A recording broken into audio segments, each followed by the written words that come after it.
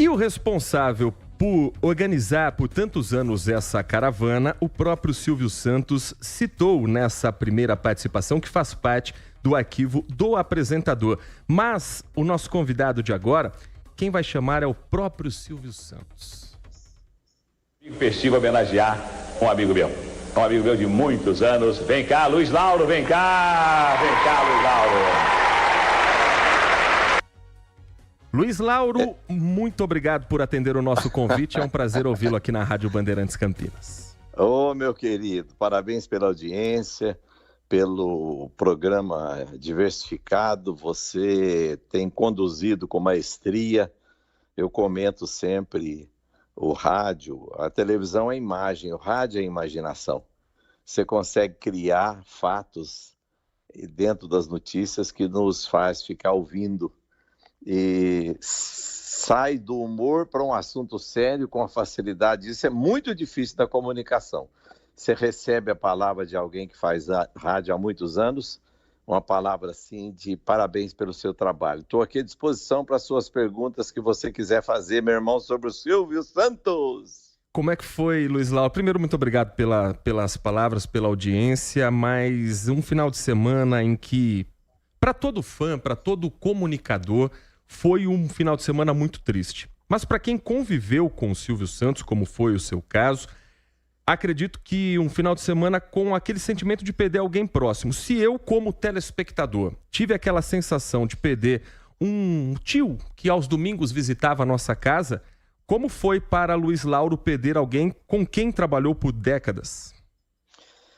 Meu irmão, veja bem, eu conheci o Silvio em 74, quando era na Rede Globo de televisão, o programa Só Compra, eu era um menino, 74. Depois foi aproximar. O Silvio Santos fez um show aqui em Campinas, do Teatro Municipal, que foi demolido.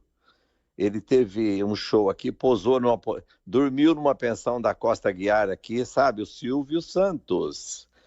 E ele me contava as histórias e o carinho que ele tinha por Campinas, que mesmo na época da Caravana do Peru que fala, ele fez muito circo aqui na região, e trazia o Mazzaropi, trazia Barnabé, os humoristas. Mas no ano de 78, eu me inscrevi para concorrer a ambulâncias para Campinas, do Cidade Contra Cidade. E o que aconteceu? A cidade rica de atrações, ele me pediu a Orquestra Sinfônica, nós levei a Celi Campelo, uma grande estrela dos anos 60, Renato Corte Real, um humorista, e o Carlos era o goleiro da seleção brasileira e estava em concentração, e ele pediu para levar o goleiro da concentração, o goleiro da seleção brasileira. Nós levamos, conseguimos um helicóptero, levamos no Cidade Contra Cidade, e Campinas disputou e ele deu uma ambulância para a cidade. E eu apaixonei pelo auditório e comecei a levar a caravana com a perua Kombi de padeiro. Depois levava um ônibus. Depois foi crescendo, tudo que é grande começou pequeno. Eu comecei a levar caravanas, cheguei a levar 10 ônibus por semana, era 500 mulheres por semana, 2.000 por mês, e a amizade foi crescendo com ele, e foi ficando íntimo dele.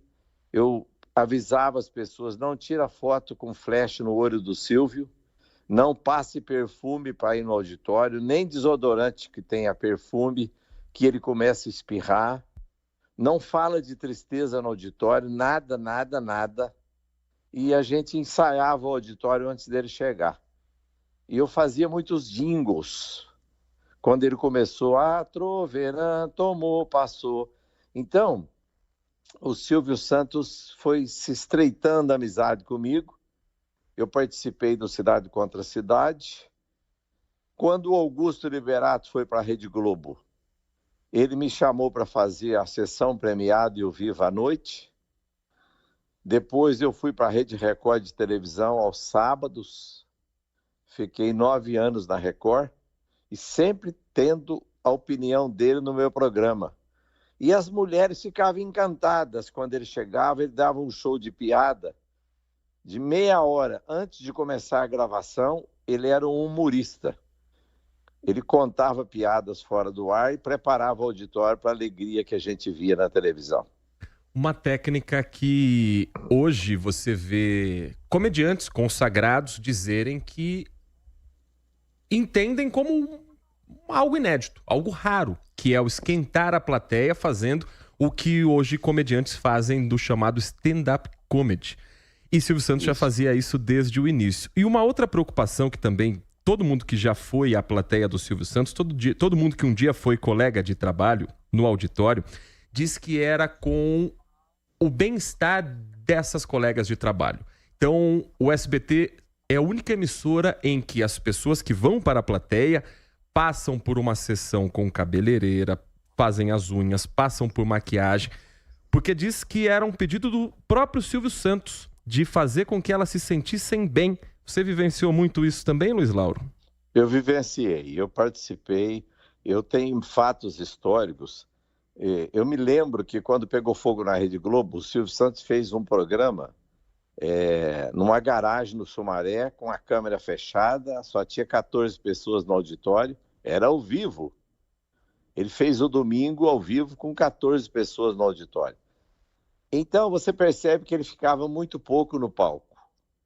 E ele viajava, todas as vezes que ele viajava, a Terezinha, a Amélia, a Neuza, as 3 pessoas que coordenavam as caravanas comigo, falava: Luiz, ele volta sábado.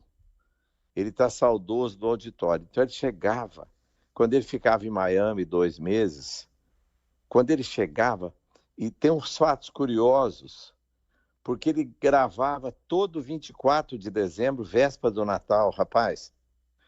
Véspera de Natal, ele pedia, podia ser domingo, sábado, todo ano.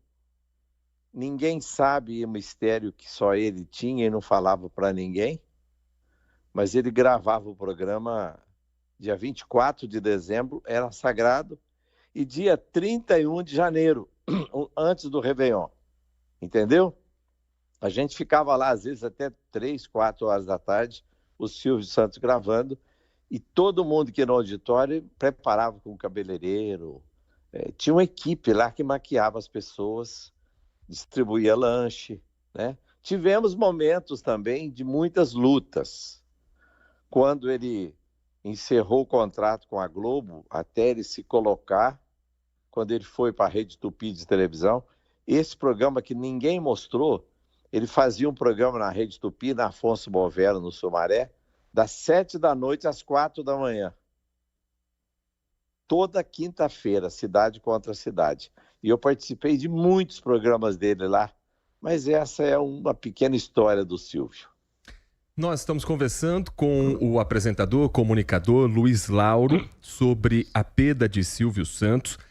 E o Silvio tem um capítulo muito curioso, muito se falou a respeito nesse final de semana, nas justas homenagens a Silvio Santos, muito se falou sobre a candidatura de Silvio Santos, ou pelo menos a intenção de ser candidato à presidência da República em 1989. Mas antes disso, em 1988, Silvio Santos já se colocava como um pré-candidato à Prefeitura de São Paulo, filiado à época ao PFL, partido que depois se transformaria no Democratas, que hoje faz parte do União Brasil.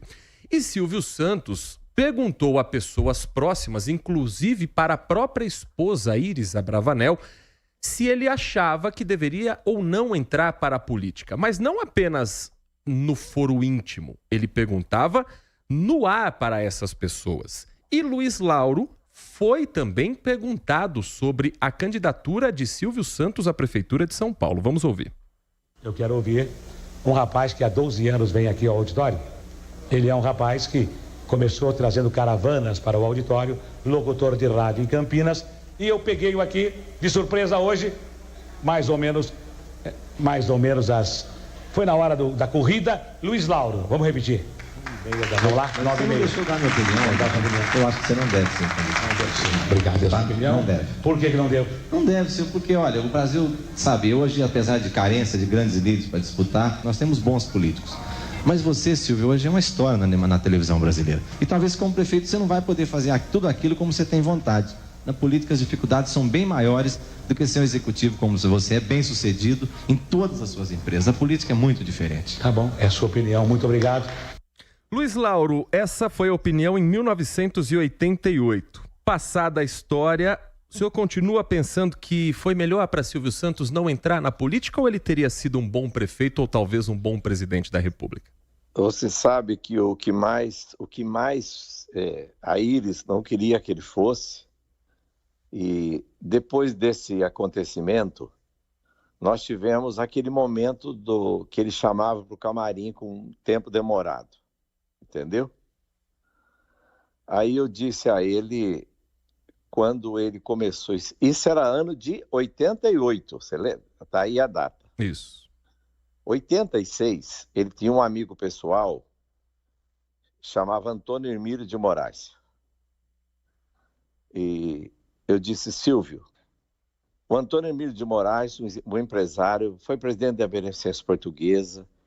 Estava eu, a Iris, a esposa dele, o Luciano Calegari, o Henrique, irmão dele, o Mário Albino, cunhado, irmão da esposa. Era um grupo de 8 pessoas que ele chamava depois da gravação, a gente ficava até tarde lá no camarim. A decisão do Antônio Hermílio, porque o Antônio Hermílio, quando ele se lançou candidato na política, até então ele era um deus. Quando ele começou a crescer na pesquisa, ele ficou internado várias vezes, teve diarreia, vômito, crise existencial. Estou falando isso porque a imprensa divulgou. Porque eles foram nas empresas do Antônio Hermílio, levantaram fatos, filmavam funcionário sem dente, dizia que ele era escravo, que ele tinha escravo. Aí o Silvio parou, pensou e não saiu candidato. Eu acho que foi a melhor atitude que ele tomou, porque ele era um homem que, você viu, até falei com quem trabalha, não falei com ela, mas falei porque eu iria ontem no sepultamento. Mas tomei uma decisão, até o fato de recentemente ter passado pelo luto da morte de um filho, eu não achei prudente ir naquela comoção que foi lá em São Paulo, mas eu falei com uma pessoa ligada às filhas dele, o que ele descreveu antes de partir? Que ele queria alegria em qualquer momento, mas o que as filhas disseram, todas elas, ele sabia que ele era querido, mas ele jamais imaginaria que ia parar as redes de televisão, inclusive a Globo, a Bandeirantes, a Record, empresas que não são ligadas ao SBT. Ele era querido demais, então a melhor decisão dele foi ser só comunicador e empresário. Para a gente finalizar também esse bate-papo com o comunicador, apresentador Luiz Lauro, tem uma outra passagem que também Luiz Lauro nos enviou, faz parte do arquivo, que eu tenho certeza que vai ser guardado com muito carinho e passado também para que as novas gerações conheçam. Uma carta que foi enviada por Luiz Lauro a Silvio Santos e que ele fez questão de trazer o conteúdo no ar. Vamos acompanhar. Não, o campineiro realmente, o campineiro é apaixonado, o campineiro é apaixonado. E você veja uma carta que eu estou recebendo de Campinas. Silvio Santos, venho cumprir um verdadeiro dever de consciência ao agradecer-lhe sinceramente sensibilizado e comovido pela oportunidade que o seu programa me deu de servir mais uma vez a Campinas e pela oportunidade dada a Campinas para chegar, através do vídeo de seus canais de televisão, aos pontos mais longínquos do território nacional. Afirmo com toda a convicção de minha alma que por alguns segundos houve dúvidas quanto à residência do intelectual de Paranaguá, mas jamais houve ou haverá dúvidas com relação à sua honestidade e integridade. Receba, pois, nesta oportunidade, a manifestação mais viva da minha gratidão e que Nosso Senhor continue sempre abençoando o seu trabalho edificador de consciências e revelador de valores. Com um grande abraço, entre outras palavras, entre outros elogios, Luiz Lauro Ferreira. Muito obrigado pela carta, eu vou guardar como recordação e faço voto que Campinas volte ao programa. Campinas sempre presente no programa Silvio Santos. Agora, que polêmica foi essa com o Paranaguá? Era no cidade contra cidade, Luiz Lauro? A polêmica foi o seguinte, estava valendo 2 carros na disputa. E ocorre o seguinte, tinha um fato, o ministro Delfim Neto, que faleceu agora, ele era ministro da Agricultura. E o rapaz de Paranaguá foi chamado para responder, eles contrataram o intelectual, o menino que foi responder por Campinas, era da IBM, o Manuel, um menino crânio. E eles levaram o intelectual de Paranaguá, tinha que ter o atestado, a certidão de nascimento que nasceu na cidade. E eles trouxeram alguém de um outro estado de Santa Catarina e na hora da decisão, eram 2 automóveis que estavam valendo, encerrando o programa. O moço de Paranaguá respondeu uma pergunta e desempatou, e os 2 carros... Só que antes de sair os 2 carros para Paranaguá, eu chamei o locutor de Paranaguá e fiz um acordo. Qualquer que fosse o resultado, cada cidade ficaria com uma ambulância. O que aconteceu. Aí eu parei o programa para defender minha cidade, tirei o auditório lá, fiquei... Sabe aquele gesto? Eu era mais novo e eu precisava chamar a atenção do Silvio, porque eu estava defendendo Campinas.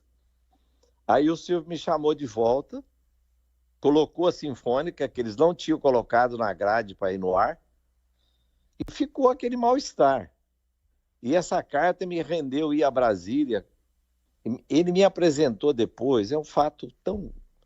O João Batista Figueiredo veio a Campinas visitar a dona Dolisa, irmã dele, quando ele era presidente da República, e o Silvio Santos pediu para o Figueiredo me convidar para o jantar. Eu tenho toda essa matéria.